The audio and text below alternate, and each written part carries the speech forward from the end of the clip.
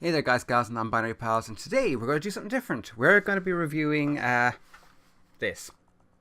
This is the House of Marley Rebel BT, which stands for Bluetooth. That's the packaging. It's awesome packaging. It's completely recyclable, which is something I really like. It's actually pretty good packaging. I wouldn't have worried about this getting damaged in the slightest. Good packaging. I approve. Pricing. Whoops. $37.99 in Argos. Actually, their cheapest Bluetooth headset. Really cheap. For less than €50, I got this, and I got a Bluetooth dongle because my one burnt out. And so yeah, price is good. Packaging was good. In the package, it came with a micro USB cable, unsurprisingly. It also came, surprisingly, with this. This is a 3mm jack plug with a inline controller. And I was really surprised by this because even though I read the blurb on the website, I didn't think that this was a part of it. I didn't realize it was a part of it. And it's really clever because that is a single button.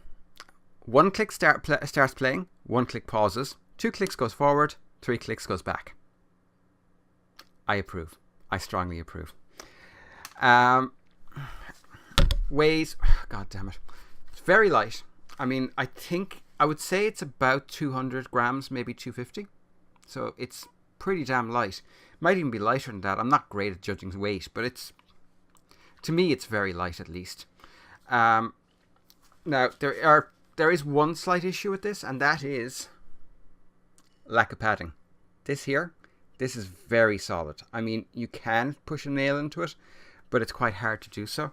So for some people, that might be a problem. Now, that said, the ear pads are super comfortable. They are really, really comfy. And that's despite the fact that this is a weird kind of leatherette. And no problem. I've had to not throw away, but give away headsets because when I sweated, they caused chafing or they caused sores on my ears. Don't need to worry about that with these because it's been quite warm and no discomfort at all. They also have this weird triangle. Autofocus. God damn it, autofocus. Yeah, they have this weird triangular cutout thing in it. I'm not sure if I like it or not, but you know what? It's a thing. I do, however, like the color. I like this shade of blue. It's not really in your face blue, but it is really nice, and I like that. Charging, no problem. 2.5 hours on USB, and so far I have been using these for 10 hours with no problems. They're supposed to be rated to 12 hours. If it's less than 12 hours, I will post up a update. If it's significantly more than 12 hours, I will post up an update. So if it's like 13 hours, that's not really that significant. But if it's like 14 or 15 hours, I will be putting up more.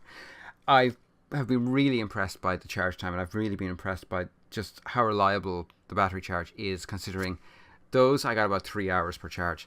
That said, those are my Triton Warhead 7.1s. They're 7.1 surround sound, and they're a very heavyweight and a very, very loud set of gaming headgear. Now, controls. There's controls on this too. Imagine that. So this is going to be kind of hard to show on camera, but we'll do our best. Other hand. Those are your forward, back, volume up and down rocker. That is, god damn it. This is your pause and play. This is pairing and power. I love that the power button is up here. You're very unlikely to accidentally turn that on because of that positioning. Fantastic. Very happy about that. The controls, they work. They work pretty well with Spotify. I've used them on Spotify on my phone, and I've used them on Spotify on my PC. They work. I was surprised to notice that if you have YouTube with these, at least with my computer, when I clicked on the video, I could pause and start it with these. It kind of surprised me. But, yeah. Okay. Pairing, no problem. I have never had to pair a Bluetooth anything that was so easy. It just works. Turned on my laptop, turned on the Bluetooth functionality. There they were. Done. My Windows 10, both my laptop and my PC run Windows 10. My PC was a bit more difficult because I have a Bluetooth dongle and there was an extra layer of controls. But again, it was very simple, very quick, very easy. And they automatically pair.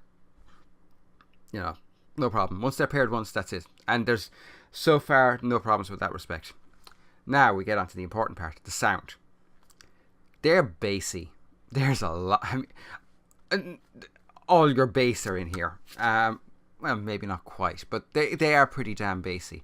Now, I like quite a lot of bass in my music, but if I have one complaint, it's that there is no way to reduce the bass outside of the software. So that is something I'm going to have to work on, because I like bass, but sometimes, especially if I'm listening to classical music, I don't want bass. I actually want the bass to be down quite low so I can hear everything else. And if I'm listening to audiobooks, I don't want bass at all. So that is one slight issue. But that said, from most music, especially the rock and electronica that I listen to, a lot of bass ain't a problem. It's actually very good. The volume on this for a Bluetooth really surprised me. Now, I have used other people's Bluetooth headsets, and I was never impressed by the volume. Now, I have some hearing loss in my ears, in my right ear in particular, and that means I generally play music quite loud so I can hear it. No problem. I've never pushed this beyond half volume. I have this 4 days now, and I've never gone beyond half volume because it just is too loud for me. That really surprised me on a Bluetooth headset, because a lot of Bluetooth headsets have the reputation of being very quiet. These aren't. That is fantastic. I really, really like that. So, yeah. What do I have to say in conclusion? Packaging is fantastic. The packet itself is great. It comes with everything you could want. It doesn't weigh an awful lot. It's very comfortable. For me, at least. Now, as I said, I can see people having a problem with the lack of padding there. It's not a problem for me. I even like that there's these little bounce outs. I think of them as bounce outs, bow outs.